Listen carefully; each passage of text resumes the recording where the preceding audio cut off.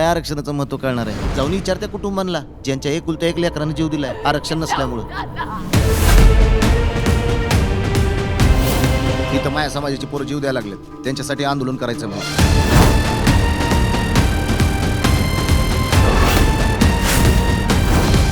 पण या लाठीचार आणि या गोळीबाराचा आदेश कोणी दिला ही देशाला कळलंच पाहिजे.